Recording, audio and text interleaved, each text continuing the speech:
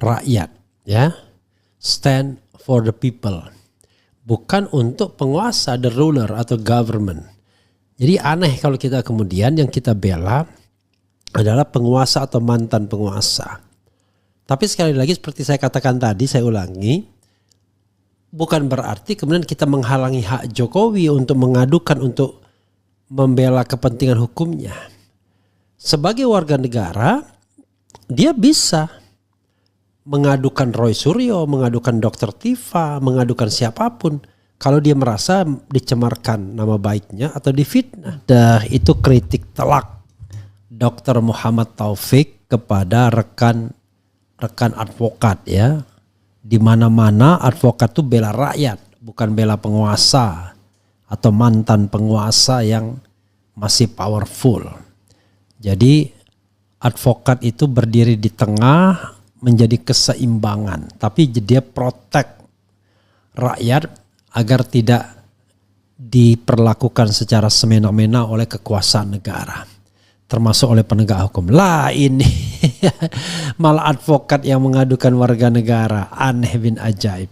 Padahal kepentingan dia tidak terganggu. Justru Roy Suryo ingin membuktikan tesis bahwa kita adalah negara demokrasi konstitusional, di mana berpendapat itu dilindungi. Jangankan berpendapat berdasarkan saintifik, berpendapat ngawur saja itu tetap dilindungi, nggak bisa dipidanakan. Jadi kalau Anda berpendapat dan orang lain menganggap ngawur, tidak bisa kemudian dipidanakan. Yang bisa adalah ya disanggah pendapatnya. Kalau pendapatnya misalnya adanya di YouTube, ya minta YouTube tersebut untuk memuat sanggahan Anda dengan durasi yang sama, ya kan? Karena kalau di YouTube hak jawab itu jauh lebih bisa dipertanggungjawabkan. Yang tidak bisa kan cuma hari dan tanggal yang sama, ya tahun yang sama. Kalau cuma mau pengen hari dan tanggal yang sama, ya bisa jadi dapat juga. Tapi kalau hari, tanggal dan tahun yang sama kan tidak bisa. Jadi sahabat sekalian, ini yang kadang-kadang saya prihatin gitu. Kok bisa ya? Anda disumpah buat apa sih? Masa disumpah untuk membela penguasa? Ini aneh ya. Karena yang namanya advokat itu harus bela rakyat. Rakyat itu siapa? Ya rakyat itu orang yang tidak berkuasa.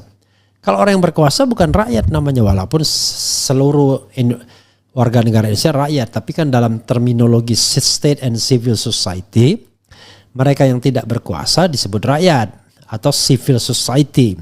Mereka yang berkuasa disebut penguasa atau government.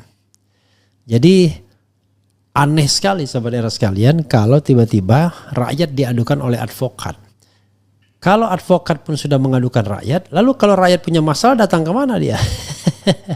Datang ke advokat lainnya. Jadi advokat benturan sama advokat kan. Harusnya advokat stand. Tapi kan bisa tidak terhalang kalau Jokowi ingin mendapatkan servis atau semacam jasa hukum dari advokat. Tidak salah. Secara individual silahkan berdasarkan kontrak. Tapi kalau organisasi advokat, bentuk advocate public defender untuk mengadukan warga negara, nah itu menurut saya kok merasa aneh saja. Dibentuknya wadah advokat itu ya untuk mewadahi kepentingan advokat tentu. Selain itu untuk pencarian kebenaran dan keadilan, untuk membela kepentingan rakyat, bukan kepentingan penguasa. Kalau penguasa sudah banyak pembelanya, dia punya resources untuk dibela. Tapi kan Jokowi mantan presiden. Ya walaupun mantan presiden, dia punya hak untuk mengajukan. Dia sendiri bisa mengajukan dan dia bisa didampingi oleh kuasa hukumnya untuk membela dirinya. Ngapain organisasi advokat ikut-ikutan? Bawa nama organisasi aja. Ya kan agak memalukan jadinya. Jadi apa yang harus dilakukan? Ya biarkan Jokowi kalau merasa dihina, merasa dicemarkan nama baiknya, suruh mengadu. Dan dia didampingi oleh advokat silakan, tapi bukan didampingi oleh organisasi. didampingi oleh advokat yang dia hire atau yang pro bono silahkan saja. Tapi jangan lupa dia masih pejabat publik ya. Tidak boleh menerima gratifikasi kan begitu. Jadi sobat era sekalian, kadang-kadang kita merasa pengen move forward ya dalam segala hal, termasuk dalam studi atau dalam praktek hukum. Tapi hal-hal seperti ini membuat kita berpikir, apa iya begitu ya peradaban hukum kita masih terbelakang seperti itu. Jadi kalau seandainya kecuali ya ada sekelompok orang yang menghalangi hak Jokowi untuk ngadu, itu nggak boleh. Tapi ini kan terbuka lebar, bahkan dibilang silakan Jokowi mengadukan. Ini kok Jokowi tidak ngadu, Jokowi tidak merasa dicemarkan karena tidak ada laporan pencemaran nama baik. Ini tiba-tiba para advokat melindungi Jokowi agar tidak ada pembuktian mengenai ijazah palsu tersebut. Kan itu soalnya bro. Dan everybody knows about that. Orang semua tahu bahwa Jokowi menghindari untuk adu bukti mengenai ijazah dan skripsi. Kan itu persoalannya. Lalu kemudian dibalikkan dengan laporan-laporan yang kadang-kadang aneh. Orang yang tidak berkepentingan, ya menyasar Anda juga tidak, bikin gaduh juga tidak. Hanya ada dialog atau perdebatan paling di televisi media sosial. Tiba-tiba ada orang merasa bahwa telah terjadi kegaduhan, telah terjadi tindak pidana, provokasi dan lain sebagainya. Allahu Akbar. Oke, saudara sekalian, sementara itu ya rekan Taufik yang dinyatakan sebagai tersangka akhirnya mengundurkan diri dia ya. Itu mungkin yang diharapkan dari penersangkaan ini, kita tidak tahu ya. Jadi tersangka pemalsuan dokumen, pengacara yang gugat ijazah Jokowi mundur ya. Ya, yang mundur satu orang ya. Oke, coba kita bacakan. Pengacara penggugat ijazah Jokowi Zainal Mustafa mengundurkan diri dari kuasa hukum kasus gugatan dugaan pemalsuan ijazah SMA N6 Jokowi di Pengadilan Negeri Surakarta. Zainal mundur tak lama setelah ditetapkan tersangka kasus pemalsuan dokumen di Polres Sukoharjo. Ia mengaku mundur karena ingin menyelesaikan kasus yang menimpa dirinya, yakni kasus tindak pidana pemalsuan dokumen. Saya hari ini Kamis akan mengundurkan diri dari kuasa hukum karena berseliwerannya di sosial media yang mana seolah-olah perkara ini ijazah palsu Jokowi akhirnya merembet ke saya, ujar Zainal. Dia mengatakan pihaknya ingin berkonsentrasi untuk menangani perkara yang menimpanya. Langkah ini dilakukan biar tidak mengganggu teman-teman yang sedang berjuang di PN Solo. Saya fokus menangani perkara saya, sekaligus saya juga kepada teman-teman itu biar tidak terganggu. Kasihan juga ini sedang berjuang tapi nanti tercoreng dengan isu saya, katanya. Ditanya terkait kasus ini yang diketahui merupakan kasus 2023, kasus 2013 awalnya ya, tetapi baru ditetapkan tersangka tahun ini, Zainal enggan menyampaikan secara jelas. Kalau itu sudah saya jawab berkali-kali, nggih. Saya kan sudah pakai penasihat hukum, biar nanti pihak saya yang akan memberikan keterangan, kata dia. Zainal menyebut bahwa kasus yang menimpa dirinya itu sangat janggal. Kenapa apa? Satu, Asri sebagai pelapor tidak memiliki legal standing sama sekali. Yang kedua, dalam laporannya Asri itu membuat laporan seolah-olah terjadi peristiwa hukum di tanggal 12 Desember 2019 di tempatnya Asri, kata dia. Pada kenyataannya, lanjut dia, ketika dirinya diklarifikasi diundang oleh penyidik, ternyata objek yang dijadikan laporan adalah dokumen yang terbit di 2009.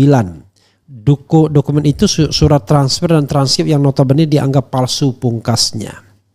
Zainal Mustafa ditetapkan sebagai tersangka tindak pidana pemalsuan dokumen oleh Polres Sukoharjo. Zainal merupakan bagian dari tim pengacara tolak ijazah palsu, usaha gak punya malu ya. Disingkat tipu UGM, yang menggugat keabsahan ijazah UGM milik Presiden RI ke-7 Joko Widodo. Polres Sukoharjo menjerat Zainal dengan pasal 263 ayat 2 KUHP. Kasat Reskrim Polres Sukoharjo AKP Zainuddin mengatakan Zainal ditetapkan sebagai tersangka pada 18 April 2025. Bayangkan ya, 4 hari setelah mengajukan gugatan. Penetapan yang bersangkutan sebagai tersangka kami lakukan kemarin. Dalam perkara ini yang bersangkutan disangka melanggar pasal 263 ayat 2 KUHP tentang dugaan pemalsuan dokumen, kata Zainuddin. Zainal dilaporkan oleh sesama advokat bernama Asri Purwanti pada tahun 2023. Zainal diduga menggunakan nomor induk mahasiswa NIM dan transkrip nilai mata kuliah milik mahasiswa Fakultas Hukum UMS berinisial AW untuk melanjutkan kuliah di FH Universitas Surakarta Unsa. Begitu sobat RH sekalian ya.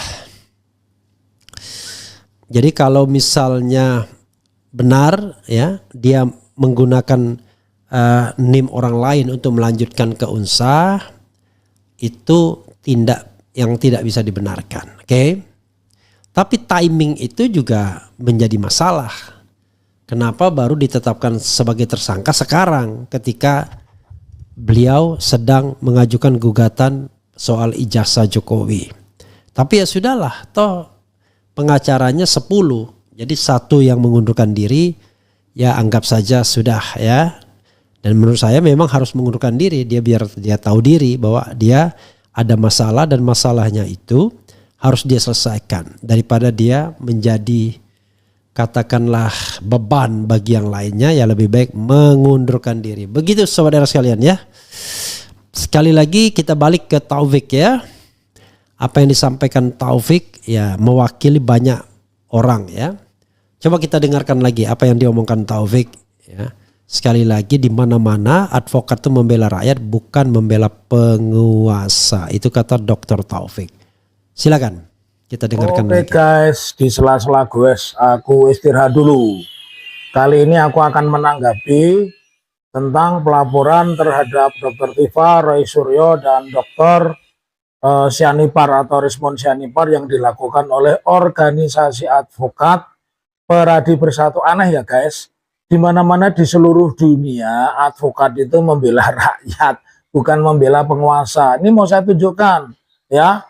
Di Amerika, kemudian di Pakistan dan di beberapa negara itu advokat yang memulai revolusi begitu. Jadi mereka inilah membela rakyat, bukan membela penguasa. Nah, kepada Peradi Bersatu ya, saya ingin sampaikan pertama, ketika Anda melaporkan Roy Suryo dan kawan-kawan dengan sangkaan pasal 160 itu ada 2 unsur.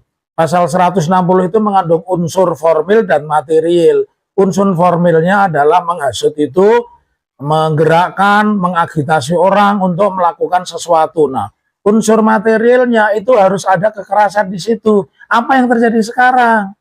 Kalau di medsos rame itu bukan kekerasan, justru medsos itu harus rame, medsos itu harus kontroversi karena followernya banyak. Anda ini nampaknya telat, Anda mau menggunakan pasal 14 ayat 1 dan pasal 15 peraturan pidana nomor 1 tahun 46, sayangnya itu sudah dihapus. Itu dulu yang dipakai untuk Gus Nur dan Bambang Tri.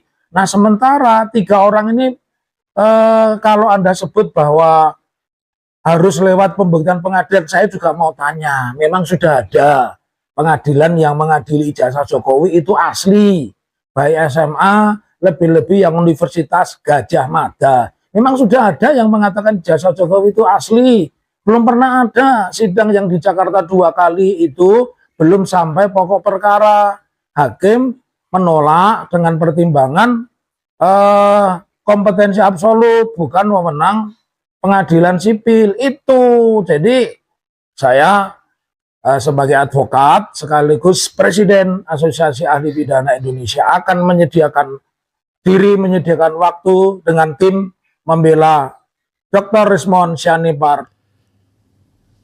Assalamualaikum warahmatullahi wabarakatuh. Kita lanjutkan ya, sobat era sekalian. Sekali lagi ya, apa yang disampaikan Dr. Taufik itu saya setuju 100%. Kita harus stand for rakyat ya. Stand for the people.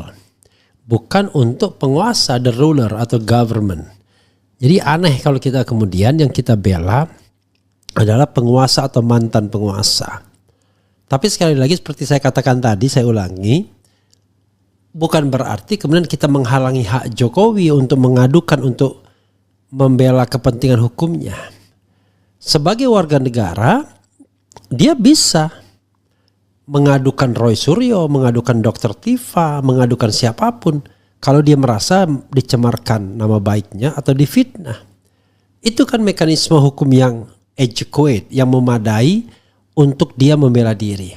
Ngapain orang lain yang kemudian mendalilkan hal yang aneh-aneh. Sebagaimana Gus Nur Bambang Tri menjadi korban. Ingat, korban Jokowi itu banyak sudah, tapi yang paling nyata adalah Gus Nur dan Bambang Tri.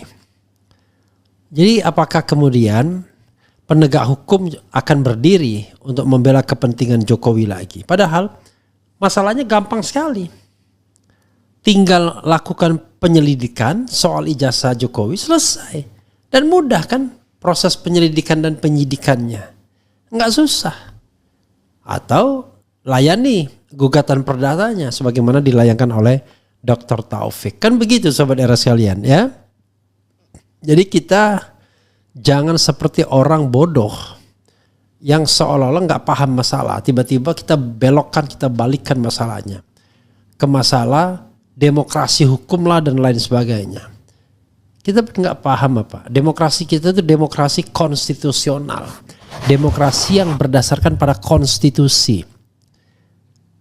Bukan demokrasi yang hanya berdasarkan pada undang-undang. Dan konstitusi itu adalah strata tertinggi dari tata urutan perundang-undangan. Ya, sesuai dengan ajaran Stupenbau teori itu. Dan dalam konstitusi, rakyat punya kemerdekaan, berserikat, berkumpul, mengeluarkan pendapat baik secara lisan dan tulisan. Kalau Anda cerita mengenai undang-undang atau KUHP, undang-undang itu di bawah, hierarkinya di bawah konstitusi. Karena itu dia tidak boleh meniadakan pasal-pasal konstitusi, terutama terkait dengan HAM dan demokrasi, hak asasi manusia. Nah yang begini kan nggak paham tuh susah ya. Kalau jadi lawyer berkutat pada KUHP saja, tapi tidak pernah mengangkat pada esensinya apa. Jadi esensinya adalah hak asasi ya untuk berserikat, berkumpul, mengeluarkan pendapat baik secara lisan dan tulisan. Dan itu dijamin konstitusi. Tetapi itu pun tidak menghilangkan hak orang kalau merasa kemudian dilanggar hak pribadinya. Tapi tidak boleh orang lain. Ini bukan delik umum. Ini harusnya menjadi delik aduan. Sepanjang Jokowi tidak mengadukan, tidak melaporkan sebagai delik pencemaran nama baik atau fitnah, selama itu jangan diproses. Orang lain kan tidak punya standing seharusnya. Masa kemudian dibawa ke pasal 160 penghasutan? Padahal Pak Taufik tadi sudah menjelaskan penghasutan itu delik formil dan delik materialnya harus terpenuhi. Pertama, memang dia menghasut untuk melakukan tindak pidana, dan tindak pidananya itu harus bisa didefinisikan apa hasutan dia. Mau suruh merampok, ya kan? Kemudian apa? Mencuri, membegal, kan tidak. Kan dia menyatakan ingin bersilaturahmi dan kemudian menanyakan keaslian ijazah Jokowi. Lalu di mana penghasutannya? Menghasut untuk apa? Masa menghasut untuk bersilaturahmi? Atau menghasut untuk bertemu Jokowi? Menghasut untuk bertanya kepada Jokowi dan lain sebagainya. Kalaupun kemudian ada orang demo, ya demo itu kan bukan mereka yang menggerakkan juga. Itu aspirasi publik. Mereka termasuk orang yang datang saja. Lalu demo itu sendiri ya hak konstitusional. Ini gimana? Kita ngomong sama lawyer kok jadi begini jadinya ya. Susah kalau lawyer sudah belongs to the ruler ya. Jadi yang dibela penguasa, kekuasaan ya. Bukan rakyat, bukan orang yang tertindas ya kan. Begitu saudara sekalian ya. Coba kita bacakan komentar sobat RH sekalian ya. Bang RH ikut juga berjuang membuktikan kebenaran bahwa ijazah Mulyono palsu. saya sudah berjuang bro dengan memberitakan ini, dengan menganalisis ini kan. Tetapi saya tetap ingin objektif. Saya tidak ingin mengatakan ijazah pasti palsu. Saya netral saja mengatakan ijazah Jokowi itu perlu dibuktikan keasliannya, diverifikasi, ya, diforensik dan lain sebagainya. Jadi kalau memang benar, why not? Kenapa takut, kan begitu? Betul Pak Taufik. Koar-koar hanya akan diperlihatkan di pengadilan, ternyata hadir sidang aja nggak berani. Jokowi, kenapa aparat negara jadi milik Jokowi? Bukannya aparat dibayar oleh uang rakyat? Kenapa Jokowi terus yang dibela? Jokowi 1.000.000% tidak akan pernah datang ke pengadilan. Masih bisakah penegak hukum dipercaya pada kasus ijazah Jokowi? Yang aneh, kenapa yang melawat ke Vatikan kok si Joko? Emang kapasitasnya apa bang? Ya itulah, saya juga aneh juga. Kenapa tidak menyuruh wakil presiden kan? Ingat dan lihat, banyak anggota Pradi yang jadi pesakitan selama Jokowi berkuasa. Dicaci saya diam, dimaki saya diam, tapi disuruh ke Vatikan saya siap. Maksudnya apa nih?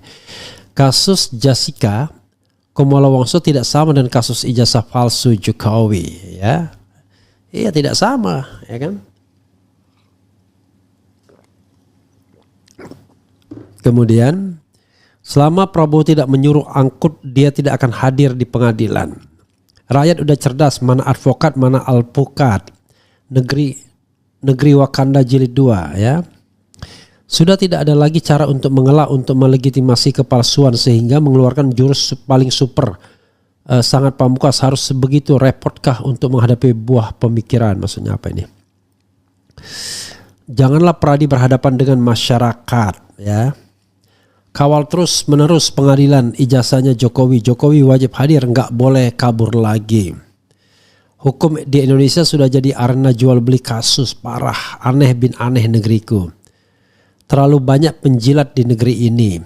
Pak Prabowo Subianto, tegakkan kebenaran hukum kalau nggak mau dibilang Indonesia gelap gulita. Sepertinya budaya menjilat sudah mewabah. UGM merana kena gugat tipu UGM. Saya nggak nyangka ya kok Pradi bisa begini, mentang-mentang ketuanya jadi wakil menteri, ya. Si Joko Doks pola menghindarnya dari kenyataan masih sama, sebisa mungkin memakai proksi untuk mengkriminalisasi lawan-lawannya dengan pasal-pasal karet. Zail Kooperatif, jurus kriminalisasi Mulyono. Biasanya arsip penerima mahasiswa baru Sipenmaru diumumkan di surat kabar terkenal, apalagi UGM. Kira-kira ada enggak namanya? Cari di arsip perpustakaan. Ya, tetapi perlu dipahami ya, yang dipermasalahkan adalah ijazahnya kan. Bisa jadi dia pernah kuliah, kena terima, ya. Ada kan kayak Pak Taufik diterima di UGM, tapi karena dia tidak cocok, nggak dia ambil. Padahal dia diterima di UGM, ya. Gitu. Kalau jadi dilihat, wah ini saya pernah diterima di UGM, memang ada arsipnya, tapi apakah selesai kuliahnya atau tidak itu yang jadi persoalan, ya. Konten kreator Kabi lama geleng-geleng kepala lihat kelakuan Jokowi terkait ijazah. Kalau orang lain cepat banget diproses, padahal kasusnya mirip dengan Jokowi, yaitu soal dugaan pemalsuan dokumen. Iya. Kan lawyer ini kan sama kan,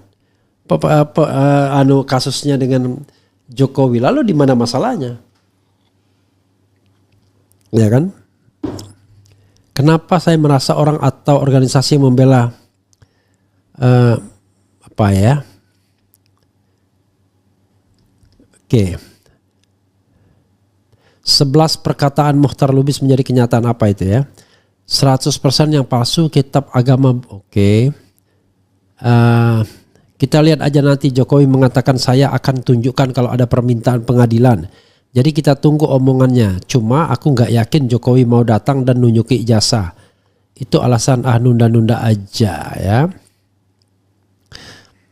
Penegak hukumnya semua sudah dibeli. Ya, laporannya yang nggak dilanjutkan, yang ada lapor malah dipenjara. Lawan terus PKI gaya baru. Oke. Semangat buat para pejuang. Semoga usaha kalian menegakkan kebenaran dimenangkan Allah. Pak Prabowo dan jajaran, jangan diam, jangan acuh. Ini kasus sudah membuat gaduh, harus segera diselesaikan. Ya, gaduhnya itu karena kriminalisasi dari Jokowi. Kalau Jokowi tidak mengkriminalkan orang kan nggak akan gaduh kan. Kemudian, kenapa saya merasa orang atau organisasi yang membela Jokowi itu bukan murni? Pasti ada kekuatan di belakangnya, entah uang atau lainnya untuk menggemboskan usaha gugatan ijazah Jokowi. Apalagi ya?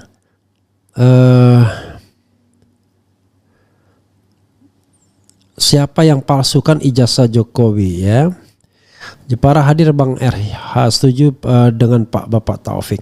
Ya begitu saudara sekalian ya, ini sekadar pembelajaran bagi kita. Kita harus paham sekali lagi bahwa tugas seorang advokat itu adalah menegakkan kebenaran dan keadilan yang paling utama.